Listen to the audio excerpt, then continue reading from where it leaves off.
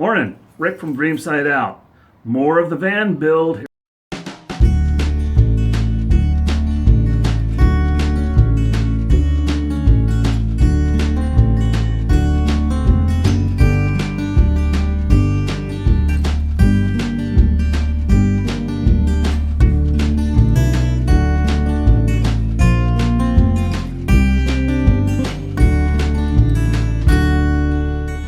Well, I just uploaded last night video 85, I think it was, to volume 3, showing the bed construction.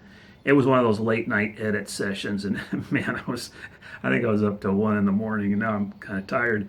But I thought after looking at that, I should give you a little more detail and talk about what I did and why I did it.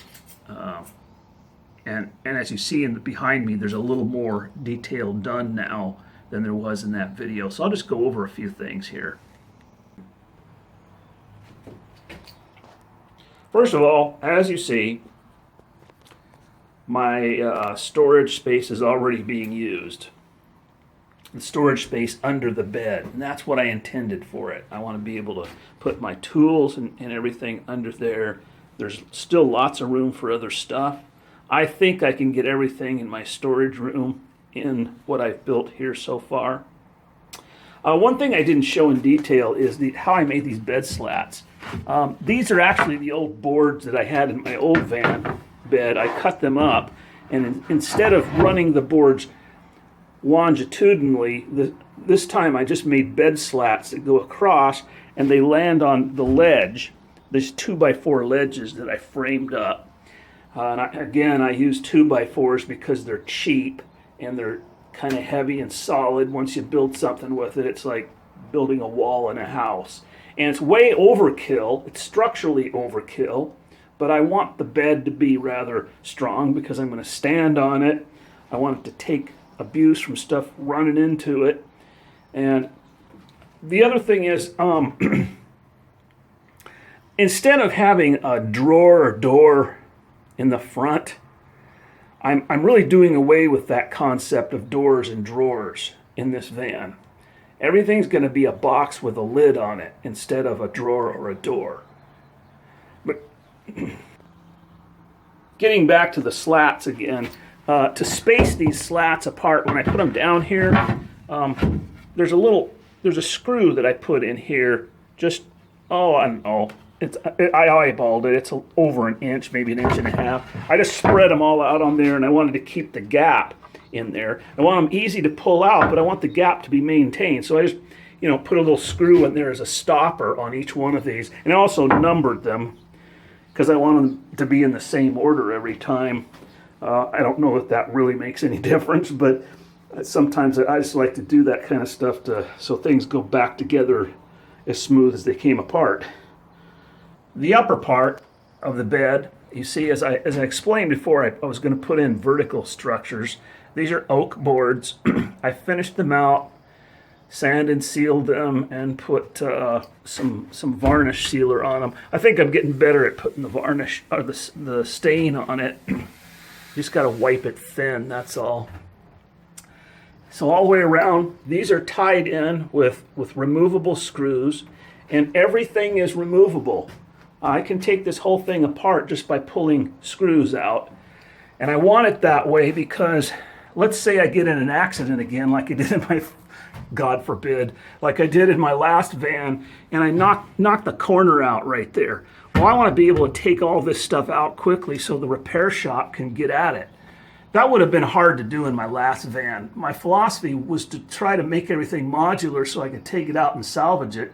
But everything wasn't quite modular, as modular as I wanted it to be. Some things were a little too permanently built, and I really learned my lesson from all the calamities I had with that van. You want to make everything salvageable, removable. So, imagine you're in an accident, you've got a day or two to get everything you need out of your van, and you don't want to spend all kinds of money to buy new stuff. And so you got to go and grab that stuff as fast as you can. And you want to just take screws out and put it in another truck and then go.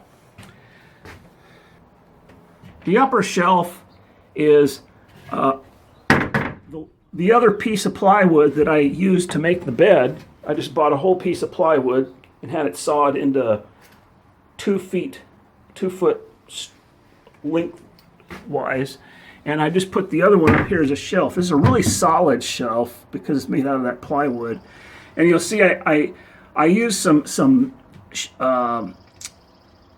aluminum angles that I made out of the leftover material that holds up my solar panels.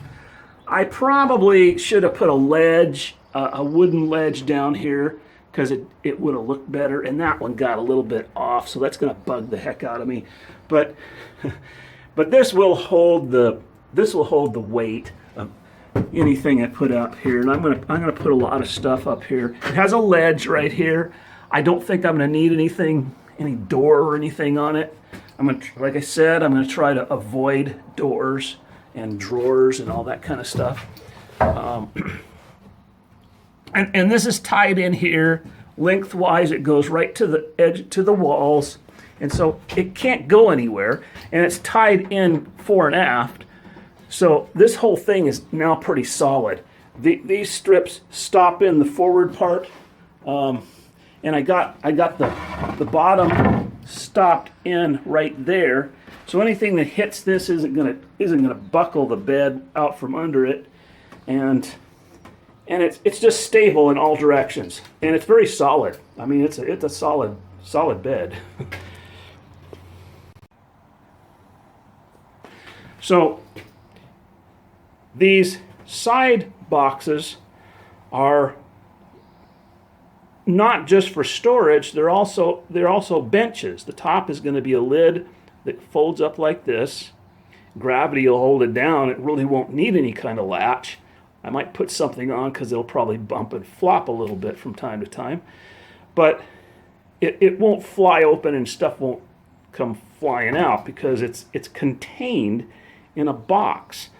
And I built these out of the same plywood that I built the face of the bed out of. They're still working out some of the details on here. I'm not sure if I'm going to put partitions in there or not. I might put 1 or 2, but I want to strategically space those because I want to be able to get stuff like my water bottles in there and my propane tank and my cookware and probably just a lot of other junk. There's plenty of places to put it. Like I said, this is 48 inches, a little larger than 48 inches across there. And the bench is going to hang out over. So it'll be less than 48 inches between, but there'll be lids that can go up. If I had to haul a bunch of sheets of plywood, I could prop the lids up and, put them in here and it'd be good to go. No counters, or what I would say traditional counters. In my last van, I had a counter height that was built at a kind of a traditional bathroom counter height. Their kitchen counters are a little higher than bathroom counters. The thing is, like I say, it looked cool. I got lots of good compliments about it, but it was just a catch-all for stuff to set it on there and then I have to deal with it. And usually the sink ended up being used as a catch-all basin for things that you didn't want to have fly around. And this time I'll have those kind of catch-all places underneath the seat. I can throw stuff in there and it won't go anywhere. And I can still use this as a counter, but a low counter, because I'm going to put another table in here. The table's going to fold out from this side. I have a slightly different table design than I had last time. The table will come out and it'll go across with a little bit of reveal right here, a little bit of pathway. So the table will stick out and people can sit there, and even back here, because I can put a chair back here. And then that table is facing out. It will also be my workspace, and I have lights behind me where they should be, right up there. And I could even put more lights on each side. That's one of the things I had a problem with in my last table. It wasn't illuminated enough. And you know, if I can't get everything up here, down here on both sides, or under the bed, it's not going to be in my van. And that's going to be a little tough of disciplinary thing to do, because I'm still working on the minimalist philosophy, requiring less rather than acquiring more. And for some reason, whatever space you live in, at least I do, you still keep, I still keep stuffing it full of stuff, and that's part of the goal of this lifestyle, is to get rid of a lot of stuff. I still have a storage room full of stuff that I need to completely get rid of. This van will be a lot more reusable in terms of the material in it than my last van. I evolved a lot living in that van for 2.5 years. I changed my outlook on things quite a bit. You know, living in a small space, you become very aware of what's important in that space and what isn't. And this is even more minimalized than the first build. So this is another yakety yak video. I'm not showing you any dramatic building processes in this one, because I need to have at least one video where I explain things and why I'm doing it. So you have an explanation of how I'm doing the side panels. I'm going to put a shallow upper cabinet over there. I should have said that earlier. But there's a lot of things that are different. I should make a couple comments about insulation and what I'm going to do about that. You'll notice there's no insulation in it, and people have already commented about, boy, aren't you forgetting something, Rick? You got to put insulation in. In my last van, I spent a lot of time and effort insulating it very tight, all the way around. And so here's my new philosophy that is going to be radical, and it's going to shock the van world right to the core, because I have decided that I'm not going to have insulation at all in this van. You see, if you live like I do, where I go to work every day, park my van somewhere, and during the day, regardless of how well it's insulated, during the day it's going to absorb heat. Heat's going to find its way through those walls regardless of how great it's insulated. And it gets pretty warm in here on a warm day. And then what happens is, when the sun goes down, the insulation does its job really well. It holds that heat in for a while. And I have to dissipate that heat somehow and get it out of here. I know that people are going to say, well, that's what an exhaust fan is for. Of course it is. That's why exhaust fan companies make money, because people have insulated vans and they got to exhaust the hot air out most of the time, or they got to get airflow going through the van. But my reasoning is this: if that ceiling, for instance, is highly conductible of heat, it's an aluminum ceiling. So when I stand here during the day, I can put my hand up here and it's already warming up. It's in the morning. It can get so hot, it's hot to the touch. When I put my hand over here, by the way, it's very cool, because my solar panels are shading the ceiling they're absorbing the energy before it gets to the van. But anyway, energy can transfer easily through this wall because it's highly conductive of heat energy. Well, that can serve me after the sun goes down, because I want that same effect to go in reverse when the sun goes down. So I want the heat that's trapped in here to find a highly conductive way out as quickly as possible. So when the temperature lowers outside and it's a little warmer inside, that heat's going to find the quickest way out. This will be a very quick way out, right through the conductive surface of the roof. And my point is that the van will cool down a little better than it has before in the summertime. Now, what about the winter time when it gets cold? Well, so what? I live in the Pacific Northwest. As long as I'm out of the rain, out of the snow, and the wind, I keep pretty warm with the clothing I wear. Insulation is really a paradigm that came about during the energy crisis era, where people were trying to heat, huge homes like a 2,500 square foot house and raise the temperature and maintain the temperature in that house at a comfortable tropical climate for a long period of time.